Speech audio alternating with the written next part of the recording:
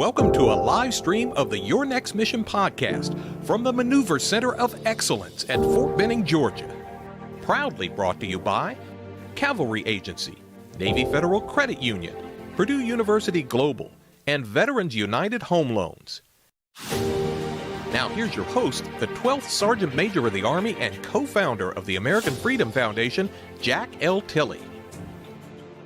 Dear veterans and families, and welcome to Season 2 of Your Next Mission podcast, a program initiative of the American Freedom Foundation. I'm Jack L. Tilley, 12th Sergeant Major of the Army, and your host from today's show. And we have a great show for you. In fact, we have a wonderful show for you today. We are live right here at Fort Benning, Georgia. And we're going to talk about the Army community. We're going to talk about the Sullivan Cup and the premier tank firing that they're going to do right here at Fort Benning, Georgia. But and we're going to have a lot of really wonderful guests. But today we're going to introduce my first two guests, Captain Vittino and Captain Jordan. So good to have you on the show. Yeah, thank you for having us. Well, thank you. Now don't clam up on me. You got to talk to me right now. I'm sure the audience wants to learn quite a bit about you. So can you tell me a little bit about yourself before we get started, ma'am? Let's start with you. And I guess I can call you Captain V, right? Yeah, Vittino's a little hard. A little bit. Well, it's not hard, but I screw it up every time. Let's go ahead. Okay, so I'm from Bluffton, South Carolina. That's where I was born and raised. In high school, I learned that there was a place there where you could go to school. The Army would pay for it. You could wear a uniform every day, and I was excited about that. So I went to West Point for my college education. I commissioned in 2018 as an armor officer. After that, I went down to Fort Benning here for ABOLIC, did some schools here, and then I PCSed to Fort Riley, where I met my unit in Poland for about 2 months. After that, I picked up my platoon, got to be with them for about 9 months, went into EXO for about a year, and then I came back to Fort Benning, Georgia to be an executive officer over at 194th. And now I currently work for the Chief of Armor as the Armor Branch Proponent Officer. All right, well, that's good. Captain Jordan, about yourself? Hey, right, Sergeant Major. So I'm Captain Jordan. You look a little laid back there. I don't know. Hey, that's just my demeanor, Sergeant. But Captain Jordan from Marietta, Georgia. So I'm from the South. Been here. Career started here. Went to Alabama State University. That's where I received my commission. Commissioned in 2016. Once I commissioned, I, of course, came to Fort Benning, Georgia, and attended ABOLIC in 2017. After completion of ABOLIC, I went over to Fort Stewart, Georgia, Rock of the Marne, send me 2nd Brigade, where I picked up my platoon. I had a unique opportunity to actually go back. So I ended up picking up the M1A1 tank, which was definitely a different look in comparison. You picked it up?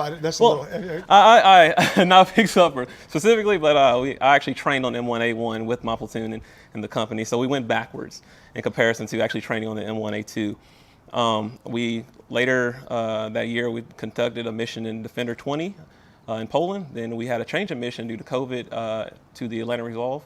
And then after complete, moved back home. And I ended up coming back here in 2021, completed MCCC, CLC, and now I'm currently a troop commander here at a Blackjack Troop in 515 CAV. Wow. Can you, Captain V, we're going to start with her each time, just go back and forth with each one. Can you tell me a little bit about what your daily routine is, I guess? So my daily routine. Hopefully it's not loafing, I guess.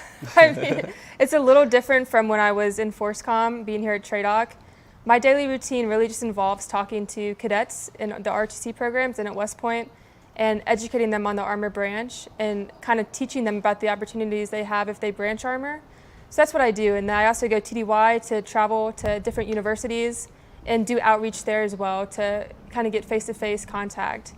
And in the summer, I'll be going to cadet summer training multiple times to really just preach about the armor branch and hopefully convince some people that's a good choice for them. What's the biggest question people ask you about the armor branch? I mean, the number one question, I guess. What's it like to fire a tank? Loud. It's loud. Yeah. That's definitely what they're interested in. That and just kind of like what it's like to be a leader, platoon leader, what your soldiers expect from you.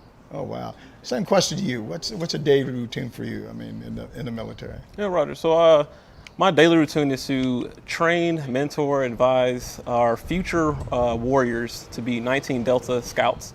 They're all trainees. They all have that will in them to fight and become a soldier at the end of the day.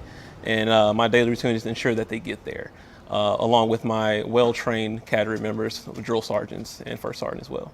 Yeah, there's a little bit of, this is a question for both of you, there's a little bit of age difference. I guess you're not that old, I guess, but the people that you train are pretty young. I mean, they're 18 or 19 years.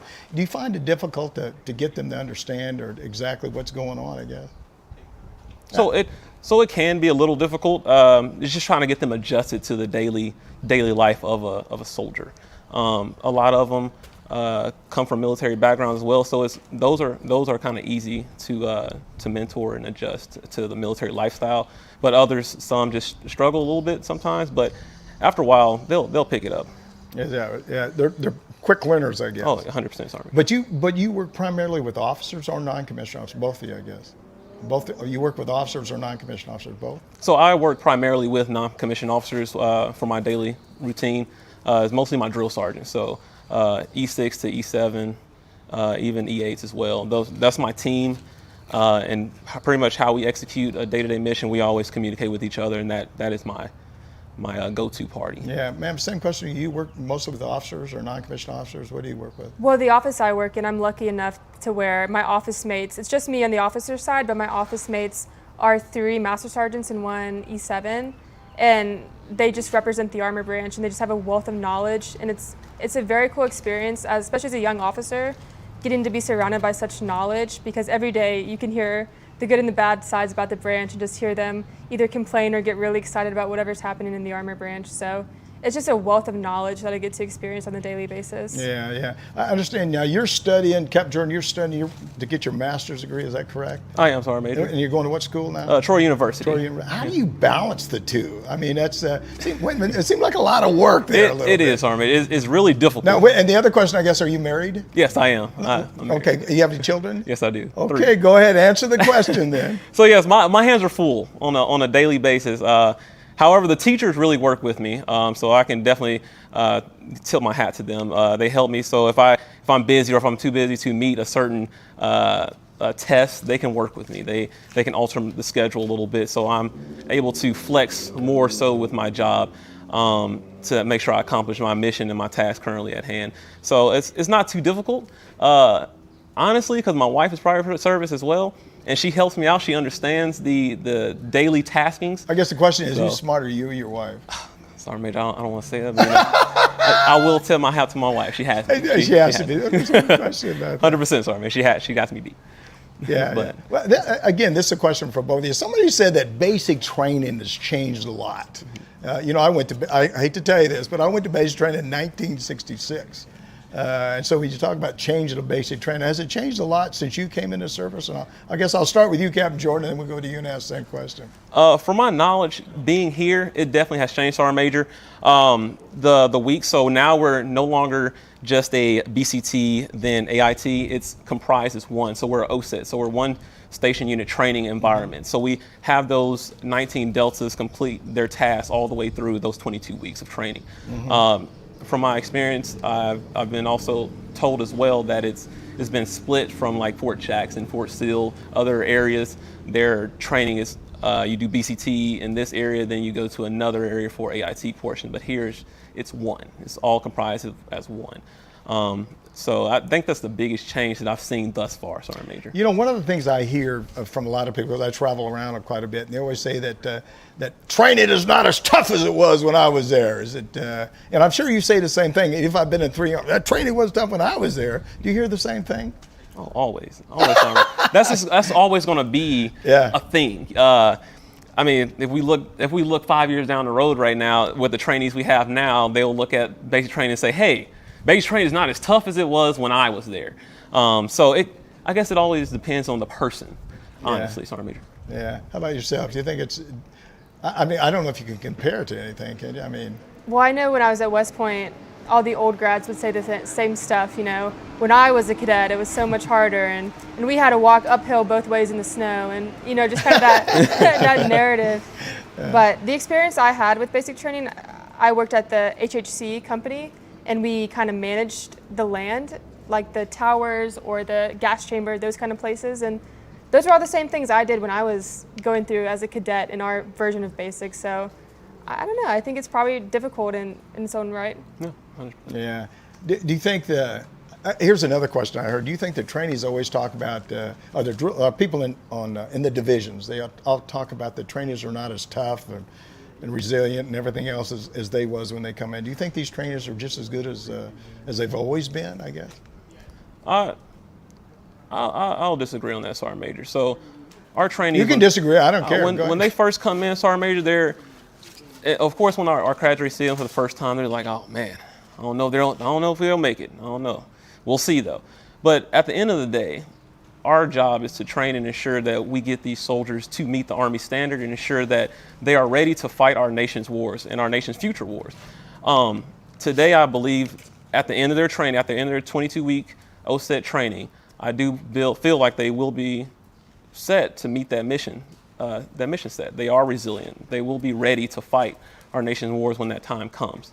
I 100% agree that our soldiers at this current state right now will be ready just due to the fact that the technology changes as well. We have more technology in comparison to soldiers in the past. So we have EST that wasn't a thing in the past, but however, EST now we can ensure that the soldier. You got to tell the audience what EST is. I do not know currently. You don't know the acronym. I can't remember currently at this time, but that's okay. It does. I'll badmouth you later. Go ahead. Oh yes, but it does help those soldiers prepare for RM. So RM is just pretty much basic rifle marksmanship training. There's RM 1 through 17, and the EST helps those soldiers meet those tasks within those RM days, and it helps the soldier prepare for the next task. So I honestly think that they will be ready, and they will be resilient, and they will be ready to fight our nation's wars when that time comes. Ma'am, the same question to you. I mean, do you think the training is good enough now to do what we have to do in the future? Yeah, I really. And the reason I tell you the reason I asked that question is because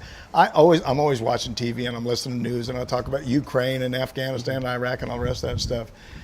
Do you think we adjust training all the time because of that? And I went basic AIT jump school and then straight to Vietnam when I was 18 years old.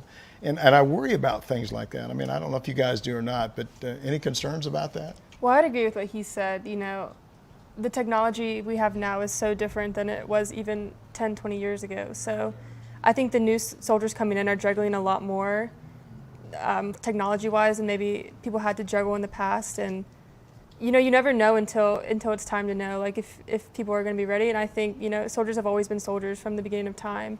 And when it's time, like, and the bottom line is you don't want to die and you don't want your battle buddy to die either. So I think, when you're ready, you're ready. Yeah.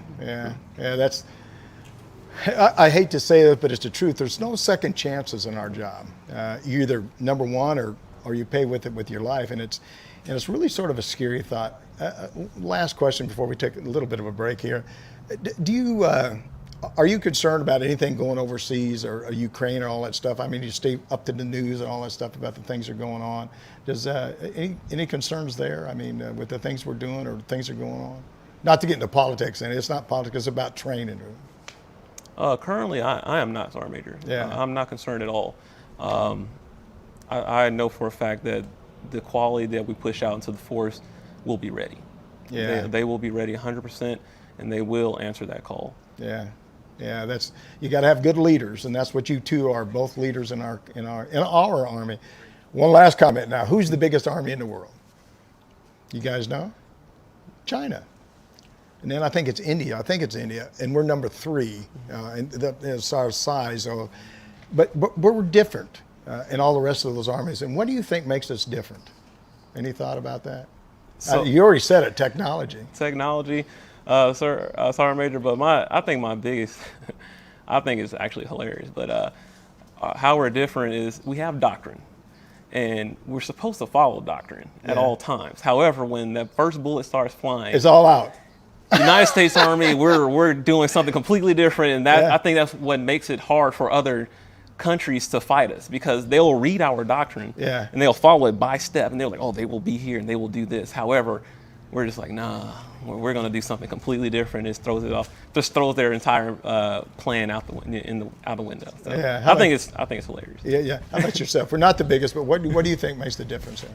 I think it's our leadership and our idea of like that we're a team of teams, and also the diversity we have in the Army. And I don't think other nations can say the same things. But we have like a lot of different people from a lot of different backgrounds.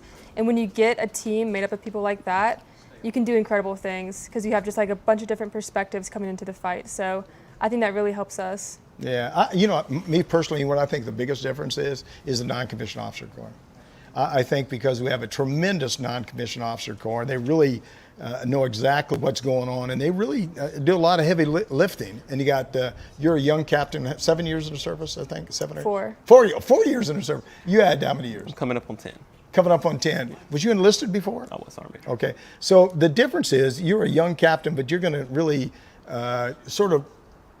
just like you talk about your master sergeant, your sergeant first class, you're going to depend on those non-commissioned officers to really assist you a great deal as you go through there. So, but I just personally want to tell you guys, I'm so glad you're in the Army. Of course, I wish I was still in the Army, but I'm too damn old. I need to get out, and they run me out. So, we're talking with Captain Rebecca V and Sergeant First Captain Jordan about things that are coming on here in the United States Army, and I'm proud to do all the things you're doing there. And I'm proud of what you continue to do. If you're watching this podcast and you want to reach out to me, contact me on 844-424-1134 and send me a text. Or you can contact me at SMA Tilley at yournextmission.org, and I'll actually answer you. Also, if you want to send me a message, I'm on YouTube and all the rest of that stuff. You can send me a message on YouTube, and I'll actually, again, ask you to answer your question there. And the other thing I'd like you to do is I'm trying to build a team for your next mission. I want to build a team, have 300,000 to 400,000 service members on our team that do all we can do to help our veteran community all the way through. So I want you to do all you can to follow us and help us out just as much as you can. So we appreciate all you're doing. So carry on this conversation. What's the number one issue you think the United States Army has right now as far as your perspective? That's a hard question. Oh my goodness. I'm not too sure right now, though, Sergeant Major, honestly. Number one issue. Maybe the amount of, for me, primarily being inside of the tank, it might not be the biggest issue in the Army, but one of the issues I faced as a leader at the lower level was the amount of information we receive that we have to process at one time. And I think that's always been an issue, is just overstimulus of information and then being able to use it to your advantage. Yeah. How about yourself? I wouldn't say like it's for like an Army issue. However, I'll say we don't have enough like to fill positions within the Army. So I think we fall short sometimes. I know in the Force Comm unit, it's always short on personnel. So I wish we had like a more flow of soldiers, or at least civilians, to try to become soldiers. I think that's where we fall short right now. I know sometimes we're in an influx of downsizing. Sometimes we're in an influx of boosting our numbers. However, right now, I know we're short with some positions within Force Comm, which I wish we have the civilians to come to become soldiers to fill those positions. Yeah. Does your family get involved with any of the things that you're doing? I mean, I don't know. Are you married? I didn't ask, ma'am. Are you married? I am married, yes. Yeah. Is your husband in the service also? He's also an armor officer, yes. Did you plan that? I mean, it just kind of happened that way. Did you meet him at West Point? We did. All right.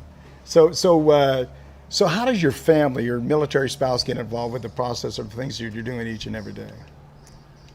Well, luckily, at least for my spouse, we do similar things every day. So he's currently in the Maneuver Captain's Career Course. So we work in the same building, which is refreshing. And it's cool to have someone who knows exactly what you're going through and knows exactly what's expected, and kind of have that sounding board to help you when you have issues. Yeah. Do you know anything about the Sullivan Cup? I know something about I know some things about the Sullivan Cup. I know it's like Tanker Super Bowl. Is it Tanker Super Bowl? Oh yeah, it's very exciting. Do you go out and watch the people shoot out there in the tank? I haven't been. So my office is partially running it, so I've been really just kind of running around making sure all the events happen.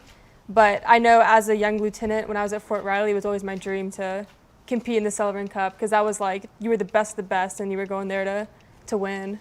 Oh, wow. How about yourself, sir? You know anything about the Sullivan Cup? Oh yeah, Tanker Super Bowl, always and forever. Have you ever shot in it? I have not. I've never competed in Sergeant Major. However, my old battalion was actually the last winners of the Sullivan Cup, and Sergeant First Class Warner was definitely one of my mentors as well, and also definitely looked up to him as well. Currently out of the 11th ACR, doing great things for our Army right now. What are some of the things you do to motivate soldiers within your organization? I mean, how do you get them motivated, especially when it comes to leadership? It's a little bit different in this environment. I'm more of I have to be more standoffish in this environment.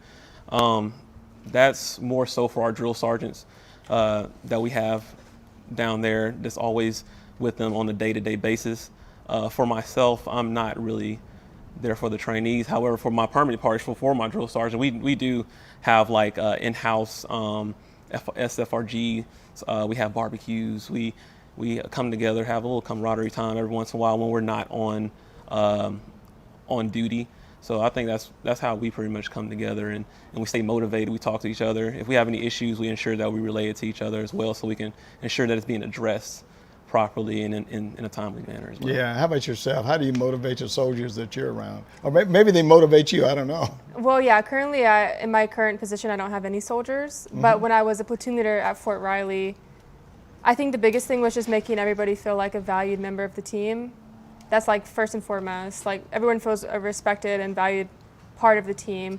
And then after that, just because it sucks, like there's times that, being in the motor pool is terrible. Like it's probably my least favorite. The fact that we're in a motor pool right now, it just gives me flashbacks.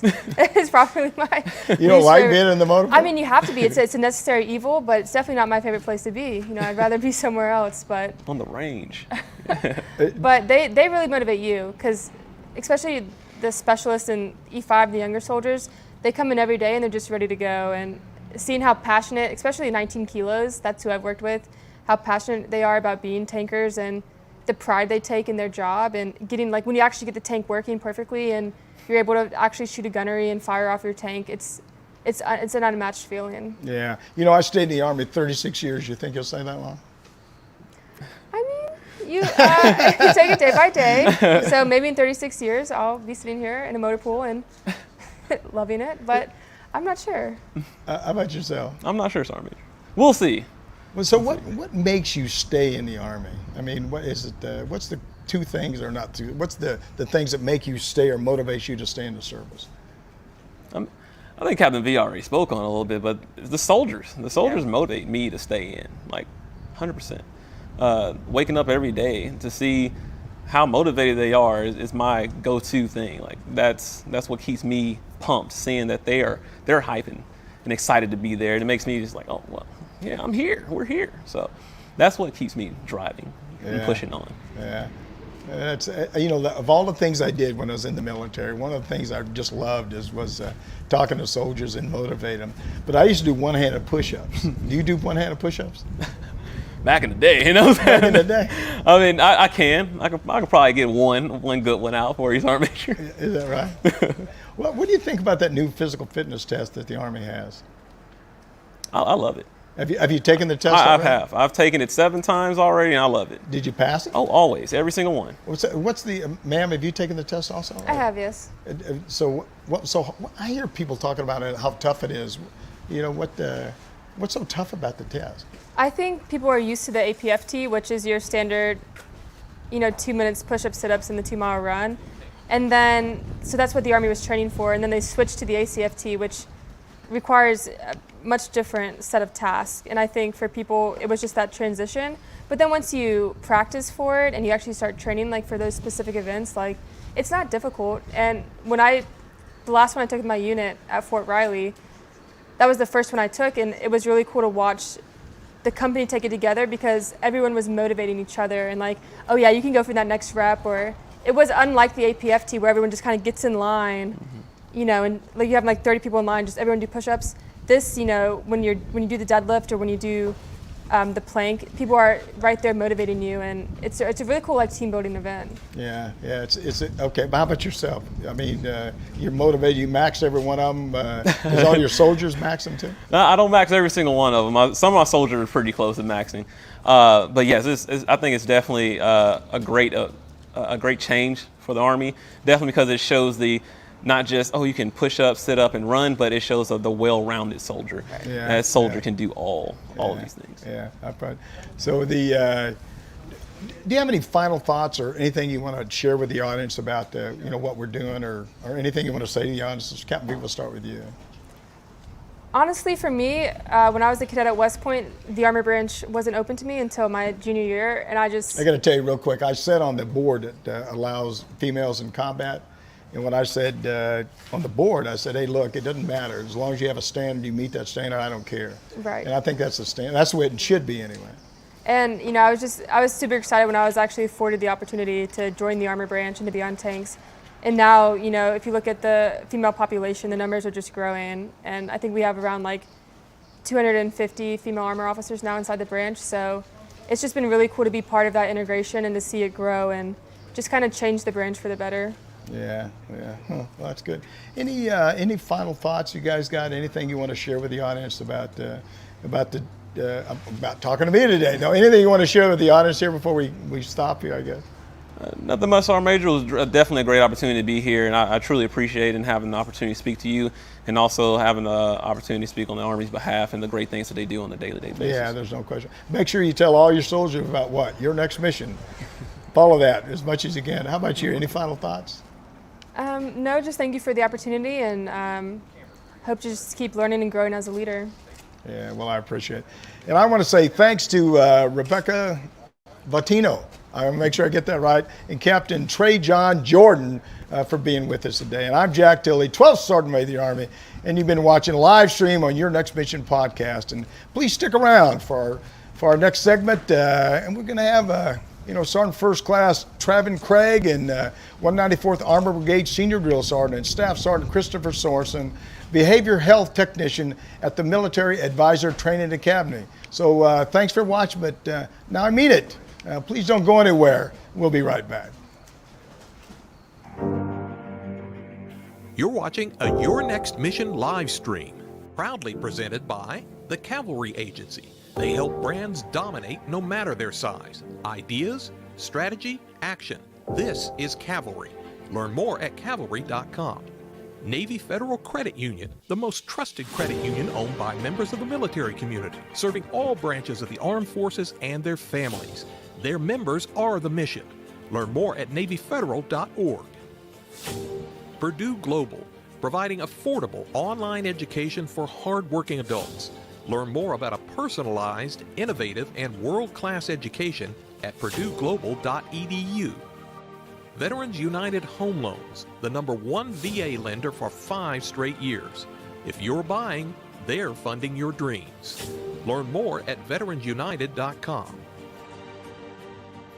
Now back to your host, the 12th Sergeant Major of the Army, Jack L. Tilley.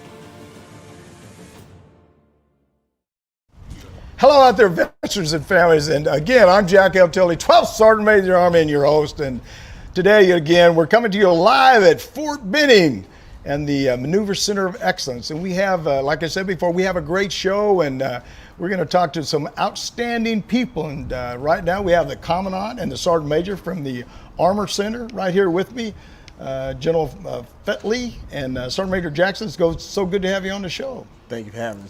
Thanks, Sergeant Major. It's great to be here. It's great that I finally got you here. Before we get started, I'm sure the audience wants to hear all about what you guys are doing. So can you tell us a little bit about yourself, sir? We'll start with you. Sure, Sergeant Major, absolutely. So, my name probably is, wasn't in the Army when I was in the Army, was you? When did you retire? I got out in 2004. Okay, so I came in the Army. I went to basic training in 1988. So we had a little bit of an overlap, I think. We did, but I was like a private in 1988. I got commissioned in 1993. So, just for everyone out there, my name is Tom Felty, and I'm the 53rd Chief of Armor. And I originally hail from New Jersey. So, I grew up in a relatively small town, a very urban city inside of New Jersey, just outside of Manhattan.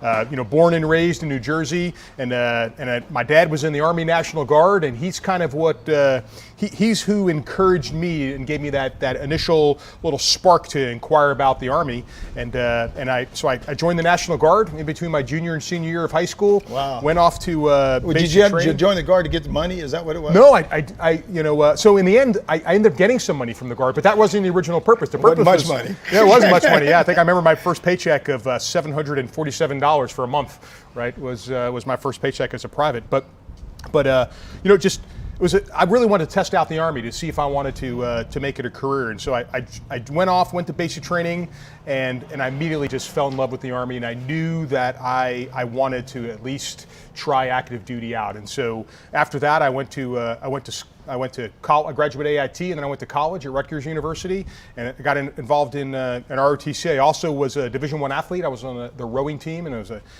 captain of the rowing team for a couple of years. You look like you should play basketball or something. Right, that's what they always say about tall people, Sergeant Major.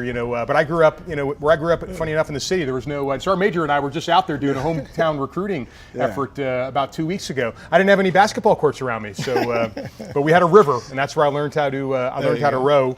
And that really began, that kicked it off. Got commissioned in 1993, and never in a million years would I expect to be here as the chief of armor. So that's just a little bit about me. That's good. Sergeant Major, how about yourself? All right, so I'm originally from Lima, Ohio. For some reason I did that's get a on tank tanks. planet. Yeah, there you go. There right? you go. That's probably why it's you in my did blood. It's in my DNA, right? It caught me off guard. It just slid into me. I was smelling the fumes. But Lima, Ohio. I've been in the Army for a while. I'm married. I like to talk to my wife, and I have 3 children. But my military career was all based off of I wanted to make decisions for my future, and most of all, I had a son when I was young. So I always said I wanted to be a better father for him than that. And I saw family members like my aunt being in the military, and they made me think about it and think that it could be successful for myself and make me successful. And then I joined the Army, and I got on tanks, and I fell in love with tanks. SMA, and it's just been a love ever since then. It's job to job, place to place, growing family, and continuing to grow with the Army all together in one. And I tell you, it's been a phenomenal ride. So I have no complaints. Did you plan on staying when you came in? No, SMA. Everybody wants to get out at the first chance. They say the same thing. Yeah. Everybody wants to get out at the first chance. But I tell you, Lieutenant General McKean, he's probably one of the reasons why I'm still in the Army. First time he told me no, he wasn't going to allow me to re-enlist to stay at that duty station. He told me it was other things in the Army for me, and I was like, oh no. But then I decided to stay in the Army, and I raised my hand, and that was probably the best decision for me because it gave me a new light on the Army, and then it made me see a lot of different things other than what I was seeing. It made you grow up. It made me grow up quick. Yeah, I came in at 17, and I went from 17 to 55 in war. There's no question about it. Yeah. Sir, tell us about the Armor Center. What goes on at the Armor? I mean, tell the audience about what's so important about the Armor Center. Sure. Well, absolutely, Sergeant Major. So the Armor School, right? So here we are. We're at Fort Benning, Georgia. I said Armor Center. I mean Armor School. That's okay. I was in the Armor Center a long time ago. So to me, because I'm old, I say that. Right. No, absolutely. I worked for Terry Tucker back in the Armor Center in the day. But so we're at the Maneuver Center of Excellence, and within the Maneuver Center of Excellence, right, we have the Armor School and the Infantry School. So in the Armor School, our job really is there's 2 things that we do. The first is that we train all of our armor crewmen. Whether that's enlisted for our 19 kilo tankers or it's our 19 Delta Scouts. So we train all them through the 1-station unit training. We also have all the tank mechanic training. That's part of the Armor School. Now the Ordnance School runs it, but we have it home here. Just on the other side of the motor pool. That's where all of our tank and Bradley mechanics do all their work. We also train our non-commissioned officers at for our staff sergeants and our sergeant first classes, and then we train our lieutenants. So that's that's the core of what we do. And then we have a little bit about functional leader training, and I'll let Sergeant Major talk about the functional leader training. We have 316, which is our lethality brigade, which gives us 22 POIs. Tell the audience what lethality.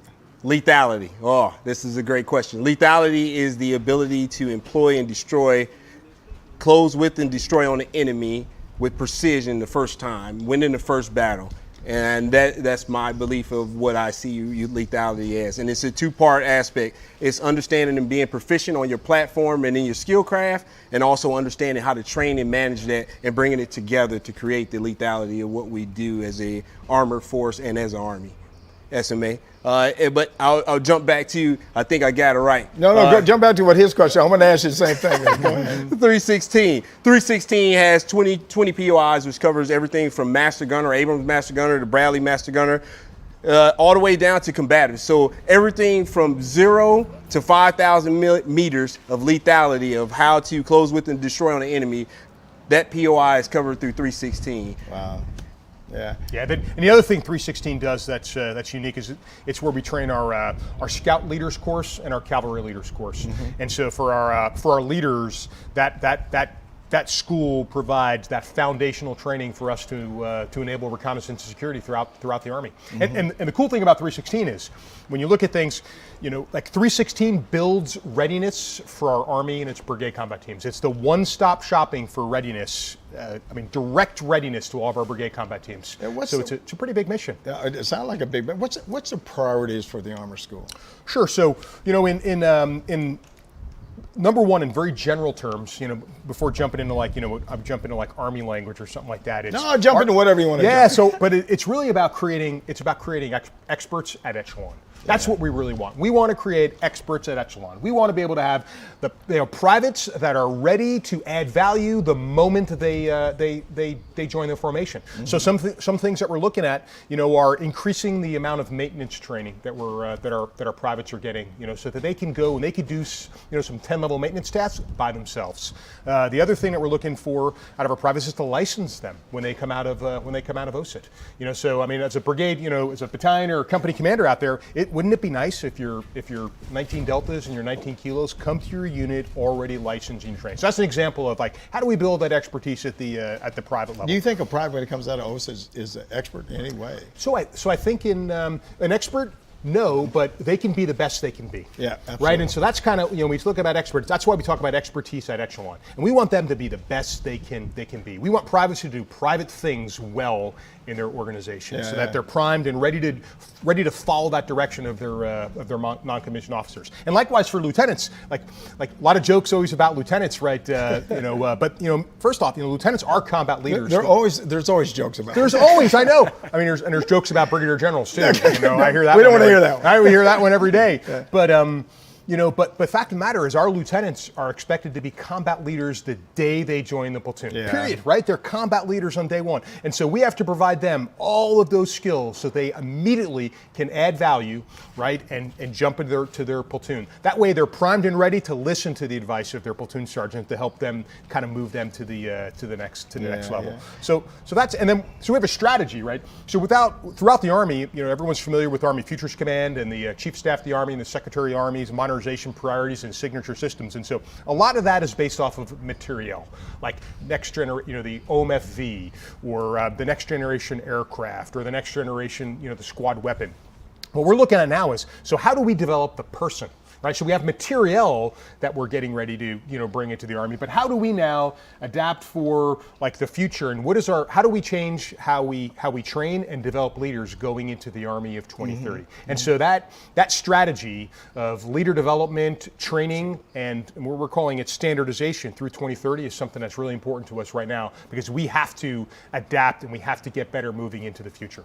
Yeah, yeah. And SMA, I would like to hit on that one too, especially the training. You can hit on all of it. The training portion of that way. We ask ourselves about, you asked about, is a private an expert? No, a private isn't. But we can give you a proficient, competent private that you can train to become an expert and mastery of skills. That's one thing that we're really driving at. And based on the training, what we're getting at is, what if I gave you a private that comes straight out of basic training and they are able to do PMCS by themselves, because they've received 22 extra hours of this PMCS on this vehicle. So now they are competent and they have the courage to do this by themselves. And as we say, in the absence of orders, you do things on your own, right? Now I've given you this competent soldier who all you got to do is add to his or her resiliency, and they're going to be that soldier that we're looking for to build that expertise and mastery of what we want to get after. And the leader development, hey, we're looking at all things of, redesigning our POIs for our PME, adding the basic skills of master gunnery to every PME, officer and enlisted. These things will make us that that competent armor officer and non-commissioned officer and also a soldier. So I believe the way we're getting after is the best way forward. Well, I used to tell people that somebody asked me one time, when do you think he was a good sergeant? I said, well, I was a good sergeant when I made staff sergeant. I was a good staff sergeant when I made sergeant first class. When you make the next step up there, I always think you get a little more proficient. Sergeant Major, there's a lot of things going on in the world right now, Ukraine, Afghanistan, all that stuff. How does that affect the changes within the Army community? SMA, and I said it affects changes by redeveloping our POI, Program of Instructions, right? Especially in our PME. So what we're doing is readjusting the PME to make it go fluid, and the soldiers that attend these PME will come out understanding what we're looking at fighting, because we got rid of what we didn't get rid of, but we just shifted our coin operation thought process to the right. It's still there, a part of it, but it's a later on after effect. Now we're trying to drive towards the large scale combat operations where a soldier becomes resilient, adaptive, and a critical thinker, which is helping us out. And I think it will advance us further as we look further out. Yeah, I used to tell people you got to focus on the basics. Yes. The basics really that I think really help you out. Do you focus on the basics too? I mean, the foundation. If you don't know the foundation, you can't get anywhere you're going, SMA. And we do focus on what is the foundation. What does a tanker at different echelons need to know? And this is where General Felty talked about standardization. Mm-hmm. As we look at standardization, we look at the impact of back in the days when you used to have to take a test. When I came in the Army, they had a tank commander test that you would have to take. Yeah. Even though it's worth promotion points, but it gave us something to focus at and focus in on to make us better and competent in our skill craft. Because there were people that went out there and failed. We're not the biggest army. What's the biggest difference in our army than all the rest of them? I think it's China, India, or Pakistan. I'm not sure what the second is, but we're the third largest army in the world. What's the difference in our army and everybody else? So I think it's two things. First and foremost, it's our non-commissioned officer. I love that. First and foremost, right? Again, son of an NCO, right? There I wonder, where it comes from, right? But first and foremost, that's our secret sauce, right? Yeah. That's what enables us to be, the best army in the world and to do the things that we want to do. And those things that we want to do is execute combined arms. Yeah. Right. And that's, look at, we've read a lot about this, in the social media and the news world, but that's, and we talk about, moving forward and what we're focusing on our PME and our courses right now, it's really back to large scale ground combat operations. Mm-hmm. What does that mean? It's about integrating all arms into the fight. How do we fight as combined arms, combined arms NCOs and combined arms leaders? As a tanker, I've got to know how to employ the infantry. I got to know how to employ aviation. I got to know how to employ the artillery. I got to employ all of those arms so that I can achieve, devastating effects on the enemy. And that's hard. Yep. But that our application of the combined arms really is I think that second thing that makes us the best army. Sergeant Major, same question. Hey, SMA, I hate, not to brag and boast, but I do 100% believe that it's the non-commissioned officer corps that drives it. And because of our non-commissioned officer corps, we are able to develop the individual leaders. And by developing those individual leaders, we create critical thinkers who are able to step up and fill voids where you have in other armies. They don't have that ability to step up and fill voids if there's a loss. So our critical thinking and our capabilities of doing that. Second of all, I do believe that we do use we are best at our platform and our equipment mastery than any other army. I think we invest into our soldiers and our leaders to use our platforms and our equipment better than any other army in the world. Yeah. And another shout out too, right? Because I think any armored leader, it's a shout out to our sustainment community. Yeah. I mean, that's what makes us.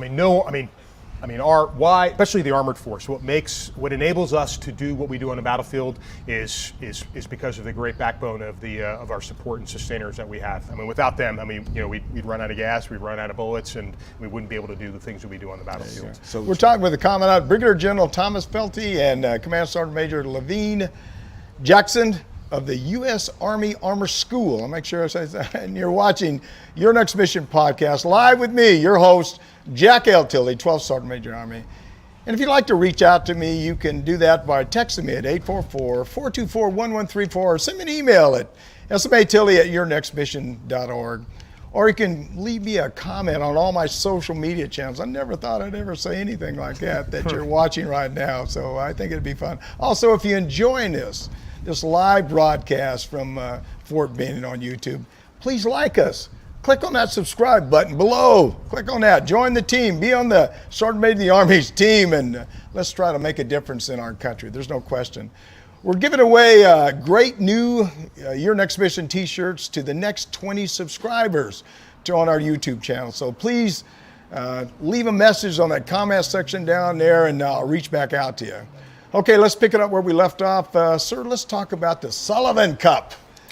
Tell us how did it start, and tell me a little bit about the competition. Yeah, sure. So the Sullivan Cup, right? Our first Sullivan Cup took place in 2012, and it's when the Armor School moved from Fort Knox to. I was a Fort Knox guy. It took about 10 years. Yeah, so it made the move, and it was actually now Lieutenant General Ted Martin that kind of brought back the Sullivan Cup. So the Sullivan Cup, in many ways, is a descendant of the Canadian Army Trophy competition. Say, absolutely, yeah. It's part of our CAT team, and for those out there that aren't familiar with the CAT team, and that was again, the Canadian Army Trophy. That was a competition, a tank competition among our NATO allies. That was all about who is the most lethal tank in the NATO. Me. Right? It was you, Sergeant Major? Absolutely. That's what I'm talking about. But we lost that for a while, yeah. right? And we did it for a little bit in the 90s and in the early 90s, and then it kind of faded. And then as we began to break a little bit out of our back-to-back deployments in early in 2012 or so, we brought back the Sullivan Cup, named after Gordon Sullivan, of course, one of our best ever tankers, former Chief of Staff of the Army. Yeah, I mean, General Sullivan, Absolutely. Sergeant Major, and so it's a tank competition, and so the idea of this again is to test, right, our best tank crews, right, and to see who is the best tank crew in the United States Army. But it's also an opportunity for us as the Armor School to kind of do a check on learning and to see what are the trends throughout the forces, so that we can see everyone in one place. We can assess, and then we can overall attempt to make it a little bit better. Now this year is a little different. And this is we have a couple of firsts this year. I think we have 3 firsts that I'm aware of this year.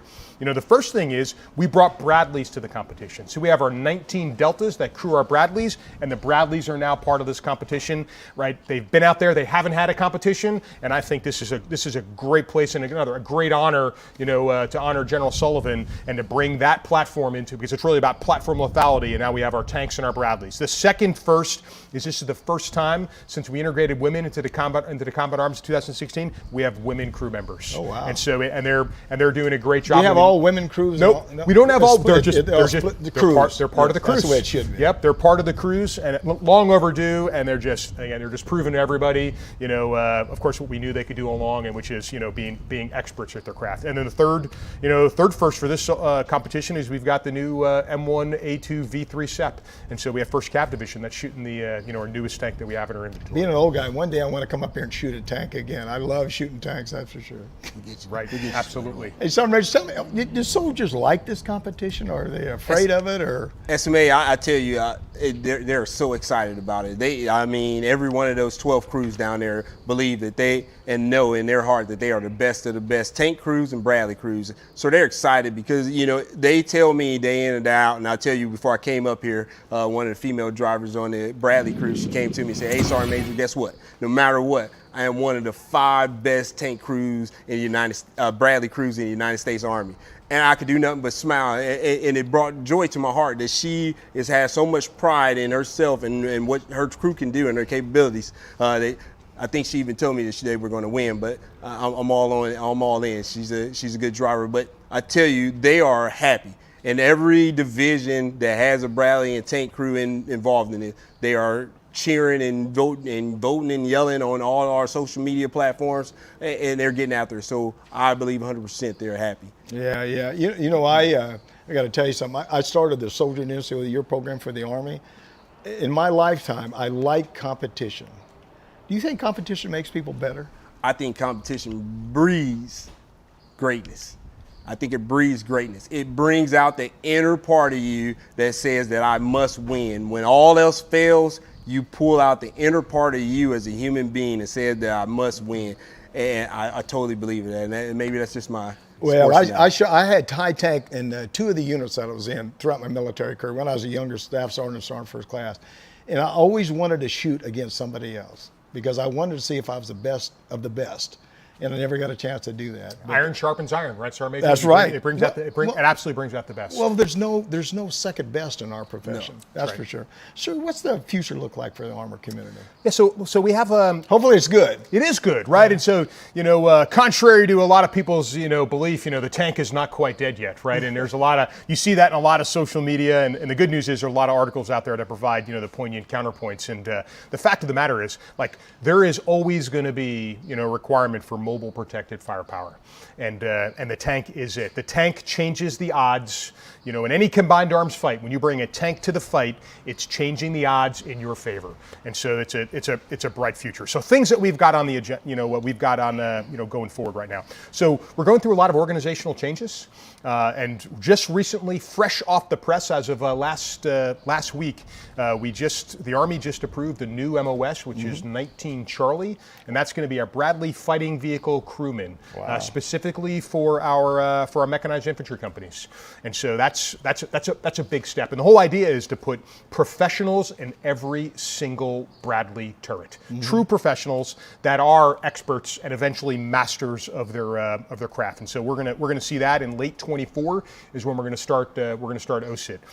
And the other reason that's important is we move on the materiel side. We know that we're going to have the next generation combat vehicle and the optionally manned fighting vehicle. Are you working on the new vehicle now? Or? So General Kaufman is with Army Futures Command. Yeah. He is in the process of competing different designs in the acquisition process, and so he's fully moving forward in this, and it's going to be this is going to be a much more capable vehicle than we have right now. A lighter vehicle, or I think a lot of the different dimensions and things like that are still kind of getting worked out as our industry partners are working. Fort Benning heat's wearing me down right now. No, go ahead. It's good. It is warm. No, it's go ahead, sir. Okay, yeah, but we are.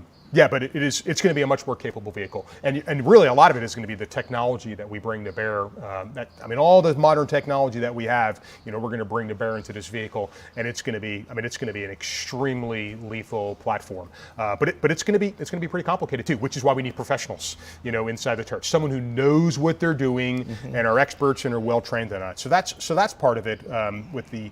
With kind of on the materiel side, there's going to be a decision on the next generation tank that'll be over the next couple of years. Are they going to do away with the 4-man crew, go to a 3? I've always heard that. So one of the things on the Bradley, not necessarily on the tank yet. That decision I think is still pending. with our Army leadership, we haven't identified that requirement yet. But for our optionally manned fighting vehicle, that replaced the Bradley, they're looking at a 2-person crew. A 2-person crew. A 2-person crew. A driver and a TC. A driver and a vehicle commander. But what's going to enable them is all this technology. So they're going to automate a ton of the things that you would do, that would take extra people. We're gonna have technology that's going to help us through that. Now there'll be a 3rd person. We think there's going to be another crew station, but in the end, we're going to automate a lot of those things that would require an additional person. One thing I just made me think of. One of the things that always scares about you realize when you're in a fight, somebody's going to get hit. Right. And when you get hit, what happens to all that technology and equipment? Yeah.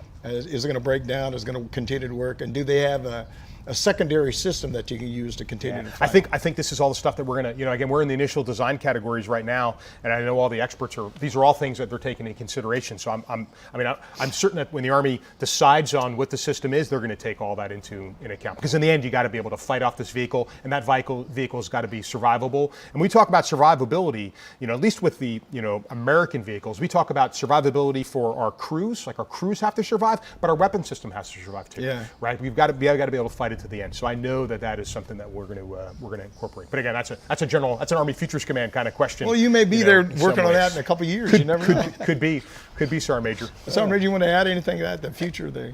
Sir, I agree with everything the Commandant said on that one. Well, I guess the question would be the future for the non-commissioned officer corps in the Army community. Is there any kind of changes? Along with the tank too. I think the biggest thing with us is talent management. As we start to look at talent management and how we place talent management across the force, as we see the force growing and needing the aspect and knowledge of the armor core, right? We're going to look at talent management, and that talent management will help drive the way that we develop systems, right? And getting more involved into the development of systems, as I see from the armor from the non-commissioned officer side. I think that is very key for us right now, and that's one thing that we're looking at, ensuring that we have the non-commissioned officers there to help guide those thought processes. Yeah. And just one thing we're actually exploring too with this standardization and training model, right? So we're looking at changing the way we train and certify our tank crews to mirror that of aviation. Right, so we're going to try to mirror aviation in terms of how we progress through a series of different readiness levels. But with our NCOs, how this will impact things is that we think there might be space where some of our master gunners become warrant officers. And so, that's it, yeah.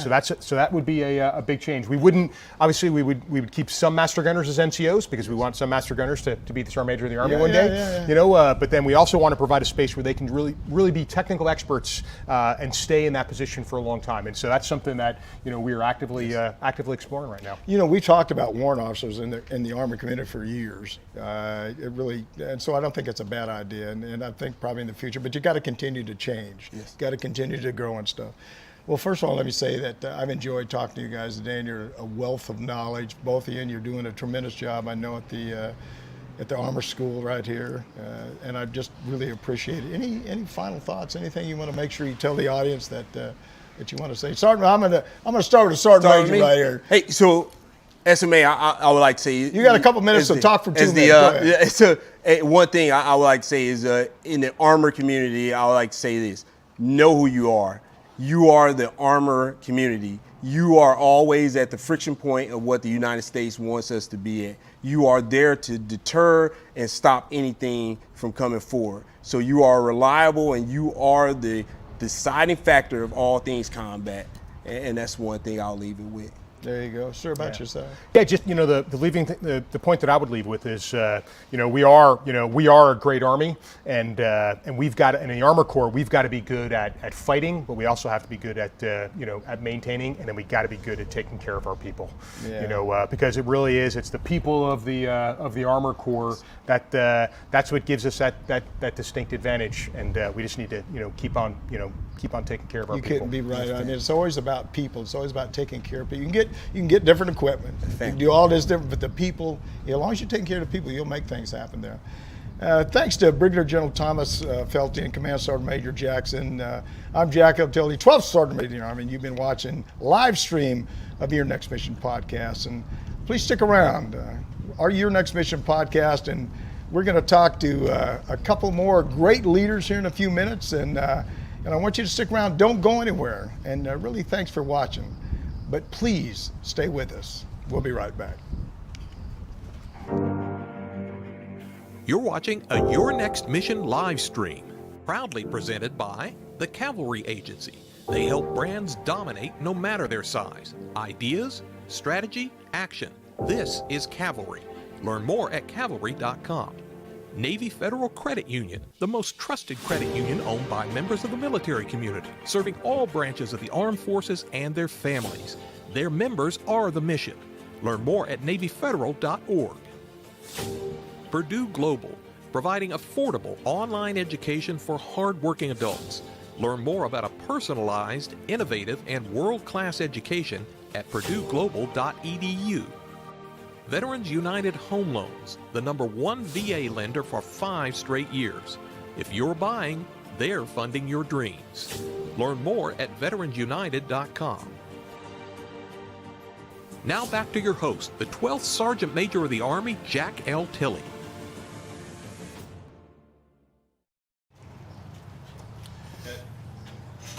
Welcome back. I'm Jack Tilley, 12th Sergeant Major of the Army, and we've been having a great time here today, and I appreciate it. We have some great soldiers today. Sergeant Trevon Craig from the 194th, and Sergeant Sorensen. Thank you very much. I guess you work in metal background field, or mental illness, I guess it is. Yes, I'm Major. Tell me, before we get started here a little bit, can you tell me just a little bit about yourself? Sure, Sergeant Major. So I've been in the Army almost 9 years now. I still consider myself pretty young in the military, working amongst some of my peers. I started out at Fort Campbell in the 86 Cash, which I don't think is there anymore. We've switched kind of roles. From there, I went to Fort Stewart, working both in 2nd Brigade's outpatient clinic as an NCOIC, trying to run that clinic, and then got moved into the main hospital in the inpatient ward. So I've kind of worked both sides of the house, both the quick kind of come see us, and then the other one where you're kind of with us for a little bit.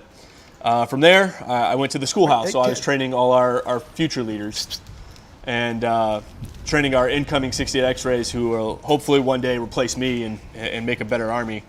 And then from there, now I'm here working at the Military Advisor Training Academy down on Kelly Hill, just up the road. Hey, how about yourself? Can you tell a little bit about yourself? My name is Senior Drill Sergeant Craig. So I joined the Army at 22. I grew up on a small farm in Kentucky. Liked what I was doing, so I continued on. I'm at 15 years now. I have a wife and 2 kids. I'm currently serving as the 194th Armored Brigade Senior Drill Sergeant. So that's about it, huh? That's about it, Sergeant Major. You guys don't clam up on me now. Tell me a little bit about yourself here. I've served in 194th Armored Brigade for 7 years. I've been in quite a few units, actually, for the amount of time I've been in. I was with 1st Brigade, 3rd ID at Fort Hood, Texas, where we stood them up, and then we broke them down and did a unit move to Fort Knox, Kentucky, where we stood them up again. I did 2 deployments with them. Then from there, I moved to Fort Benning, where I was a cavalry instructor. Spent 4 years here instructing trainees, then moved on to 2CR in Vilseck, Germany. And after Vilseck, Germany, I received drill sergeant orders and returned here to train trainees once again. Well, tell me a little bit about your jobs. You both have totally different jobs, so tell me about your job first, so it's okay. My job, I mentor the drill sergeants of the brigade. So 194th Armored Brigade has... Tell people what mentoring is, I guess. I'm sure they know what it is. Go ahead. Just talking to them, helping them with daily struggles, anything they might have a challenge with, something roadblock they might hit that they don't know how to get past, that maybe my experience or the entities that I have at my disposal can help them overcome. Yeah. So tell me a day for you, Sergeant. What's your day look like each day?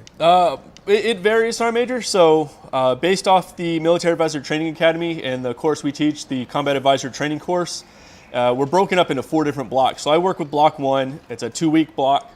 For the first week, typically we're teaching mission analysis, teaching what type of assessments you need to do on our foreign counterparts and what you're looking to better their military because they've asked us to come and assist them in some way. The second week, we are typically focused on more of a cultural aspect. So making sure we don't proverbially stick our own foot in our mouth and making sure that the way we do things is in a good conjuncture with the way they may do things, because everyone has their own style of doing things. So our military may be very abrupt, and bottom line up front, we like things to be very poignant. They may be a more story-based culture. So we're teaching kind of how to navigate that field and issue you may run across as a military advisor. Yeah. Tell me about behavioral health. So a layman understands exactly what that is. So that's a very broad question. Behavioral health covers so many different fields. It depends on kind of where you're looking at. The bottom line, behavioral health is how you are mentally. Are you mentally healthy? And this comes from just dealing with pressures, coming from stress. Are you able to have healthy outlets to kind of navigate that stress? So if you come off of our job, which can be very stressful, we have a lot of tasks and things we have to do on a daily. Are you able to mentally handle that to where you don't snap in a sense? And so that deals with our mental health as far as, are we taking time for ourselves? Are we talking to people if we need to talk to them? Are we getting enough sleep? It's a very broad field with many different facets that you can go down. Yeah. You know, when I was on active duty, I guess we talked about mental illness, but most people really didn't talk too much about it, because I think they was concerned about whether or not they'd be promoted if they brought the issue up about mental illness. Can you tell me why they have, is there more emphasis now placed on mental illness within the Army? Sorry, Major, I don't think there's really too much more of an emphasis. Yeah. I think we're being brought more to the light than we were. We've kind of gotten away from being hidden in hospitals and clinics, and we're being put more into units. So it's no longer, I got to go see this random staff sergeant in a clinic. It's more of, now I'm talking to Staff Sergeant Sorensen, and we go out more to the troops now. We're no longer hidden away. So we'll go out into a motor pool, such as the one we're in, and do walkabouts and just say, hey, how you guys doing? Are there any issues? Do you want to talk to anything? If not, hey, this is where I'm at. So are you doing what leaders should be doing, I guess? I would say so, but just to a different capacity. The military's moving to, we're not just focused on physicality where can you run, can you push up and sit up. We're now worried more of, are you also eating correctly? We're not waking up and downing 8 Red Bulls in a day. Are you getting enough sleep? We don't want them to leave at 2300 and say, hey, be back for PT at 05. We're trying to look at different assets. So I wouldn't say we're necessarily taking over a leader's role. We're just looking at a different facet and making sure that it's done in a healthy manner. Yeah, so how about yourself? Mental, do you work with people that have those kind of issues within the drill sergeant community? Absolutely, Sergeant Major. So drill sergeant is a very demanding, very stressful job. It requires a lot of effort and a lot of time. Time is a big part of it, and just that amount of time under stress, it does cause mental strain, and the mental health being embedded with the units is helping to deal with that strain because it makes it more accessible to the drill sergeant. Yeah, I don't know if you guys are knowing our show, Your Next Mission. Our focus this year is mental illness. And that's our whole focus for the entire year. As leaders, is there challenges facing you guys with that kind of issue as far as mental illness and maybe even suicide prevention? I guess there is, Sergeant Major. There is. It's been viewed as a stigma. It was viewed not by the Army, but as the population, as the general population. They thought it was a stigma. They thought it was a sign of weakness. Now we're moving more towards a transition where we're trying to get the soldiers to understand that you don't only train your body, you also have to train your mind. Yeah. And mental health is part of that. Yeah. How about yourself? So I'm going to add anything to that. I would say, yeah, the stigma was always there. We were kind of seen as that once you come to us, there's that perception of being weak, right? I should be the toughest, the best. I should be able to take care of myself. And sometimes that's not the case. And I'll say for the vast majority of soldiers I have come through my clinic, one of the first things you'll hear is, I never thought I'd be here, or I never thought I'd have to talk. And sometimes that's all you need, is just to talk to somebody. We're not trying to diagnose you. We're not trying to say you have these issues or those issues.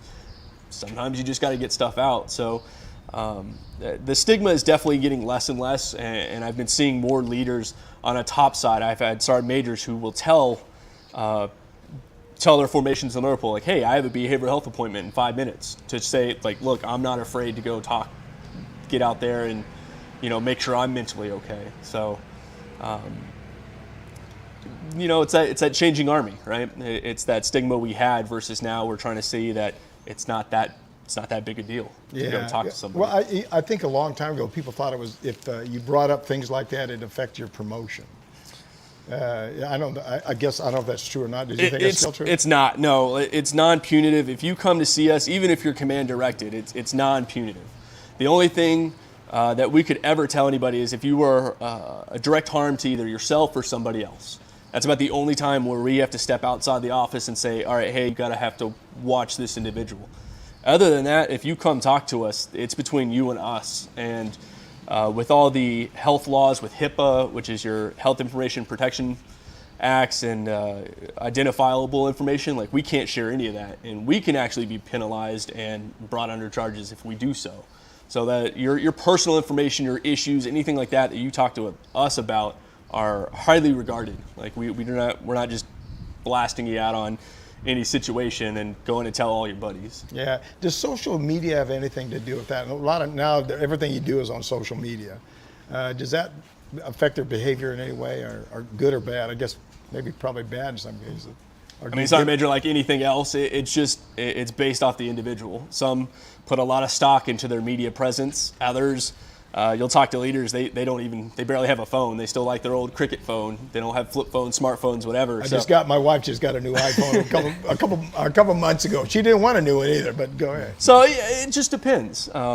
Some really, that's the generation we're in. We're a very tech-heavy generation. It's something that the military is constantly adjusting. We're having to worry about our Facebook, our Twitter.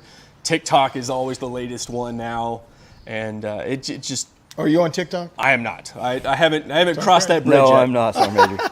No. I am. Go ahead. I crossed to Facebook, and that's where I stopped. I don't have a Twitter. I don't have a, Instagram or anything like that. It's the wife does all that for me. Do you watch news?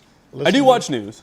I do watch the news, Sergeant Major. Yeah, I watch news all the time, and I think in some cases that's sort of a downfall for a lot of people. We're talking with Sergeant First Class Trevin Craig from the 194th Armor Brigade Senior Drill Sergeant and Staff Sergeant Christopher Sorensen. I want to make sure I don't mess your name up right there. Behavior Health Technician at the Military Advisor Training Academy. You're watching Your Next Mission podcast live with me, your host, Jack L. Tilley, 12th Sergeant Major of the Army. And if you like this, if you'd like to, reach out to me. You can call me or text me at 844-424-1134 or send me an email at smatilley@yournextmission.org, or you can, or send me a comment on social media. I never thought I'd ever say anything like that on all of my social media channels, and I'll actually get back to you. Also, if you're enjoying this live broadcast from Fort Benning on YouTube, please hit us, like us, hit that subscribe button below. I'd love to build a bigger team. As I said throughout the show, we're giving away these great Your Next Mission t-shirts to the next 20 subscribers on YouTube channel. So don't forget, please leave me a message or a comment so I know how to get a hold of you or reach out to you, I guess. Okay, let's pick it up where we left off. Sergeant Sorensen, let's discuss suicide prevention. I know that you always read on everything that there's 22 people or 22 veterans a day that commit suicide. What about that? I mean, right. So that study it's kind of an old study. That's 22 was the number that's kind of been latched on. So it does fluctuate, sometimes for the worse, sometimes for a little better. But in reality, one is too many. Yeah. So I mean, if it was one a day, that's still too many. So suicide prevention, some soldiers take it as, hey, it would never happen to me, but you'd be surprised some of the ones that it does. And unfortunately, I have seen it in the military. I've seen everything from privates to captains. Typically, our focus group, our youngest, unfortunately, are 18 to 24-year-olds. And when you look in the military and you look at a breakdown of how many soldiers we have in that category, that's a big chunk of the military. And that normally comes from the ones who come right out of high school. When you look at it, this is their first big job. This is the first time they're away from parents, friends. A lot of them may not have ever left their hometown. So this is their first major adjustment issue. And that's usually where we see a lot of the isolation start coming in, where they stick to themselves because they don't know anybody. They're in a new location. They've been thrown in the barracks. The mentality of I don't know who to go to is kind of how we're trying to break that, show that not only is behavioral health we're here, but we have, family life counselors. You can talk to your instructors or drills. You're supposed to, there's always our open door policies with our first sergeants, our commanders, items like that. So, I mean, it's still a pretty prevalent thing that unfortunately is still in our military. Yeah, how about you, Sergeant Craig? It's still very, very much a thing that we deal with on a daily basis, Sergeant Major, especially here at Fort Benning, being in the training community. Trainees have a very difficult time adjusting, and it starts with the drill sergeant. And the drill sergeant being better trained in how to mitigate those things and how to talk to the soldiers. And the biggest thing is to know your soldiers. Yeah. Know your soldiers and make sure you're talking to them.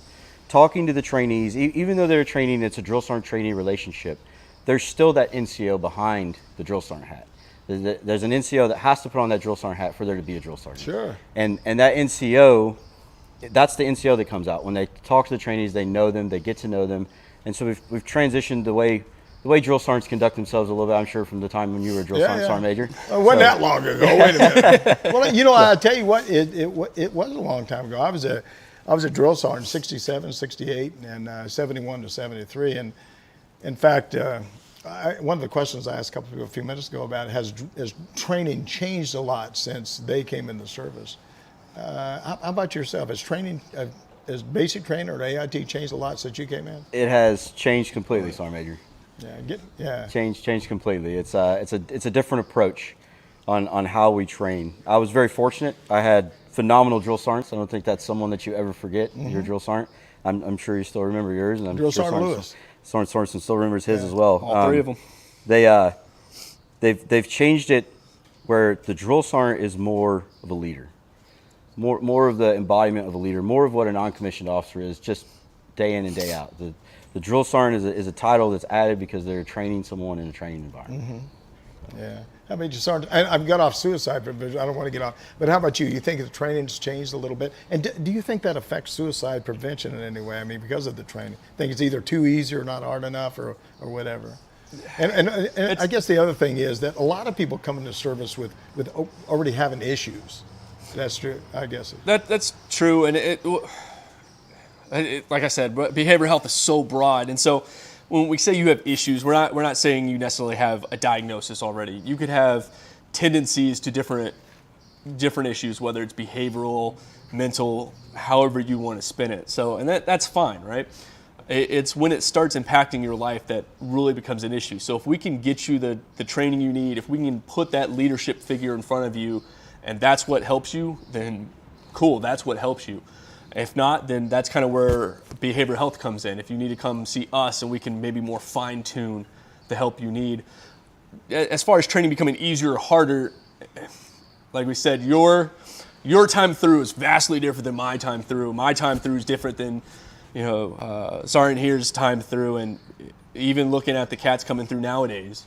So I wouldn't say easier or harder. It's when you look at what the problems are. The issues I had coming in my generation are different than what's coming through now. Like there's different problems that I never had to face that younger generation soldiers now might have to. So younger, easier, harder, that's all. It's all relative in a grander sense, Sergeant Major. Yeah. What would you think would be the number one issue for a young soldier? I'll probably ask both you guys. A young soldier coming into service. What's the biggest issue? Biggest top 3 issues that you see soldiers talking to you and then talking to you that typically the ones coming through is it's always the adjustment. Like Drill Sergeant said, and kind of what I said is that this is their first time on their own. They may have always been with mom and dad or around friends, around family, and then here we are taking you potentially across country to a new environment, putting you in a room. Now you have a roommate you've never met before, or you're in a bay with 53, 54 other soldiers who you have no initial connection with. Mm-hmm. So that initial adjustment of, hey, how do I get myself in the soldier mindset is always I would say the number one toughest that we see in an AIT and basic training environment for initial soldiers. After that, it's usually finance, which I'm sure Drill Sergeant is gonna, Drill Sergeant already knows. And finance is another one. A lot of people come to us. The stress of, well, I've never had to worry about all my bills. I've never had to worry about my car payment, my phone payment. How am I feeding myself? Did I just go spend my entire paycheck on a new pair of shoes, and now I'm eating top ramen for the next 2 weeks? Yeah. So finance is always another one. And then past that, I'd say those are the top 2, and after that, it kind of depends on who you are. Is it family issues, relationship issues, are the other 2 really big ones, either missing family or that spousal, boyfriend, girlfriend relationships are normally up there in the top 3, I would say. Yeah. So, Craig, how about yourself? I would say number 1, Sergeant Major, would be isolation. Isolation. The younger generation is so connected. They know everything when it happens. Now, somebody told me the other day they get their cell phone on Wednesdays and Saturdays and Sundays or something like that. It depends on the training unit, but yes, Sergeant Major. They get more phone time definitely than we got when I went through. But still, it's just that disconnect. I think it causes a feeling of isolation just because the way society is so connected. They know about everything right when it happens. And then they get here and you've got some crazy guy yelling at you or some drill sergeant getting on you and you don't know what's going on and it's confusion. So they're just kind of not used to that. And then the number 2, I think would be after the isolation, it would be the responsibility. I know when I graduated high school, I thought I knew what responsibility was and I had no clue. And I think that's something that'll never change. And they adjust to having that responsibility because now they're not working a job, they're in a profession. Yeah. They've joined a profession, and a lot of them at a very young age, right out of high school. So I think that's a very big shock for them. And the last one is I'll go back to isolation, Sergeant Major. I think the technological advances allows them to be more of a loner, and now they have to be a team. It takes more than one person. An army is not a singular person.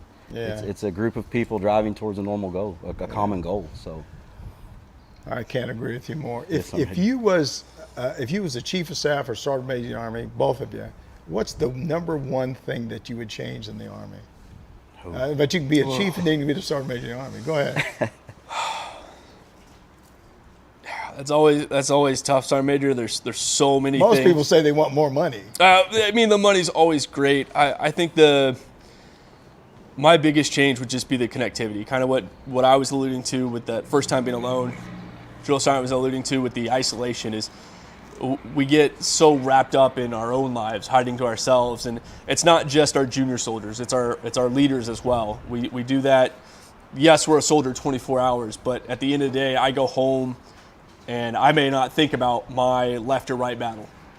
And sometimes it's just getting that better connection where even at an upper level, we're not isolated. So getting our juniors more involved. I know we have things like the single soldier programs, but just getting them out of their room. Single soldier's quality of life, I guess it is. BOSS, is that what you're talking Yeah, it's the BOSS program, which is just your single soldiers get together, so they're not in their room, but just making the military more of a cohesive unit, where at the end of the day, we're all soldiers, whether it's drill sergeant hat, campaign hat. If we're in a beret, a soldier is a soldier. And so whether it's your most junior level to your upper leadership, just getting us to be cohesive like that. Yeah. How about you, Sergeant Craig? King for the day and Chief of Staff. Well, you can be the Sergeant Major of the Army or the Chief of Staff. Which one do you want to be? Believe it or not, Sergeant Major, I would kind of follow in your footsteps, and I would change the NCO and Soldier of the Army program to involve NATO. To know, do we have the best soldier? Do we actually have the best soldier among our partners? So you want to compete with him? I would want a competition for a NATO competition with all of our allies to see who has the best soldier. So what kind of competition would you set up? It would have to be a mixture of things, Sergeant Major. So it would have shooting weapons, I guess, first aid, PT. Normal soldier tasks, first aid, PT, RM qualifications, and then we would have to have dual events for a singular thing, just based off of the foreign armies. They use different weapons than we use, so we would have to be able to function on their weapons as well as our weapons. Yeah, and that would help with cross training as well, Sergeant Major. Yeah. How important is family in the military for you guys? I know that you're married because I know your wife. I met your yes, wife. Sergeant Major. I'm going to start with you on this one. It's everything, Sergeant Major. It's everything. I don't think anyone puts this uniform on unless they truly believe in a pay it forward business, and that's what family is. Yeah. Family is paying it forward. You're building a future generation of your own, the same as we do in the Army, and without them, I couldn't accomplish half the things that I do. So family is everything, Sergeant. Yeah, that's true. Sergeant Sorensen, are you married, I guess? I am. I'm married, got 2 kids, and I'm in the same boat. Family is everything. A lot of everything I do on a day-to-day basis is for my girls, just to make their life easier than my life. And I'm not saying my life was any harder for my parents, making it for me, but, we're always building the next generation. So whatever I can do to make their lives easier, hopefully it keeps going forward. And, family is greatly important. Yeah. Do you get your family involved with everything you do in the military? A good portion. I keep my girls love hearing about what I do every day. We talk about what our favorite parts of the day were at dinner. They ask about who my soldiers are, who my boss is. They love to know kind of what I do, and they love me being a soldier as much as I love being a soldier. So yeah, you think they'll go in the military? One of them, yes, most likely will join. The other one, she's only 3, so it's kind of hard. Some days she wants to. Maybe she's still working it out. Yeah, some days she wants to be a soldier. Other days she just wants to lay on the floor and watch cartoons. So it's hard to tell.